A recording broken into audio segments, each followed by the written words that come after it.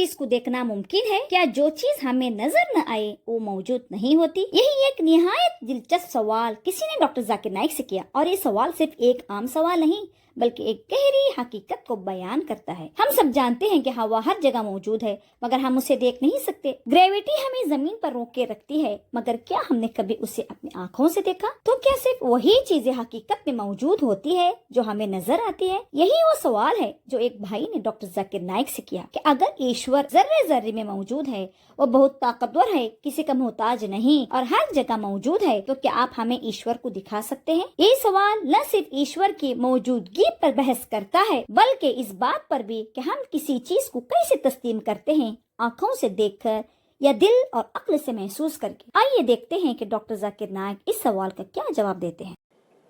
بھائی صاحب کا سوال ہے کہ اس نے کہا ہے کہ ان کی عمر 49 ایئرس کی ہے اور اس نے ابھی ابھی داخلہ لیا ہے اور اسے پتہ لگا ہے کہ ایشور مہان ہے اور ایشور ذرے ذرے میں موجود ہے اور وہ سچ کہتا ہے، طاقتور ہے۔ اکثر چیزیں آپ نے جو ایشور کے بارے میں کہی ہے کافی حد تک صحیح ہے، لیکن اس میں کچھ ملاوٹ تھی، آپ کی ہندو فلسفی کی اور اسلام کی ملاوٹ تھی۔ آپ نے کہا کہ ایشور یہاں موجود ہے، سب جگہ موجود ہے، اور اگر موجود ہے تو دکھا سکتے ہیں کیا نہیں؟ جی یہ ہندو فلسفی ہے کہ ایشور ساری جگہ موجود ہے۔ قرآن مجید میں اللہ تعالیٰ کہتے ہیں کہ ایشور عرش پہ ہے، ایشور کی طاقت ساری جگہ موجود ہے۔ Allah has power over all things, Allah کی طاقت سارے کائنات پہ ہے، جاپان میں، انگلینڈ میں، ہندوستان میں، وہ چاہے تو کچھ بھی کر سکتا ہے، چاہے تو۔ جی لیکن ایشور سب جگہ موجود ہے، یہ کدھر بھی نہیں لکھا ہے قرآن میں، نہ قرآن میں نہ کوئی بھی صحیح حدیث میں، کہ ایشور سارے جگہ موجود ہے۔ ایشور عرش پہ ہے۔ اور آپ نے کہا کہ ایشور اگر موجود ہے تو ذاکر صاحب ایشور کو دکھا سکتے ہیں کہ نہیں؟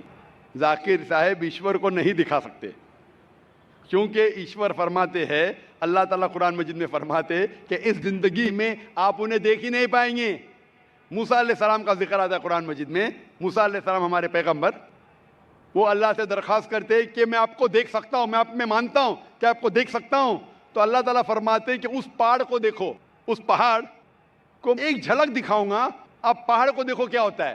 تو اللہ تعالیٰ جب اپنی جھلک دکھاتے اس پہاڑ کو دیکھ کے موسیٰ علیہ السلام بے ہوش ہو جاتے، پہاڑ کو دیکھ کے، ایشور کو دیکھ کے۔ ایشور کو تو کوئی دیکھ ہی نہیں سکتا ہے۔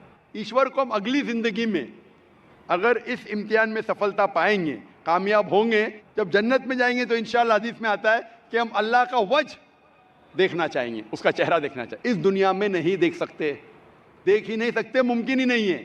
ہمارے پیغمبر موسیٰ علیہ السلام بھی نہیں دیکھ سکتے تھے۔ تو آپ اگر پوچھیں گے کہ اللہ موجود ہے تو دکھاؤ۔ اور ایک چیز، موجود ہونے کے لیے دکھنا ضروری نہیں ہے۔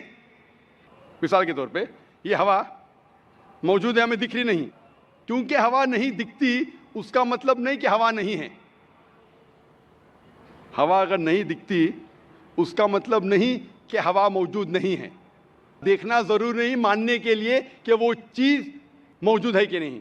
اسی طریقے سے ہم انسان خدا کو دیکھ نہیں سکتے اس زندگی میں، آخرت میں انشاءاللہ ہم اگر سفلتا پائیں گے اور جنت میں جائیں گے تو دیکھ پائیں گے۔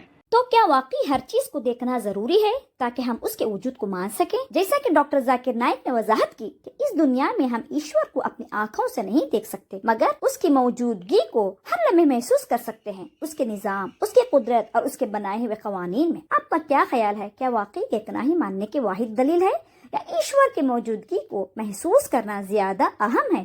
اپنی رائے کمنٹس میں ضرور دیں۔ اگر آپ کو یہ ویڈیو پسند آئی تو اسے لائک کریں، مزید دلچسپ ویڈیوز کے لیے چینل کو سبسکرائب کریں اور بیل آئیکن دبائیں تاکہ آپ کو ہماری نئی ویڈیوز کی اطلاع ملتی رہے۔ جزاک اللہ۔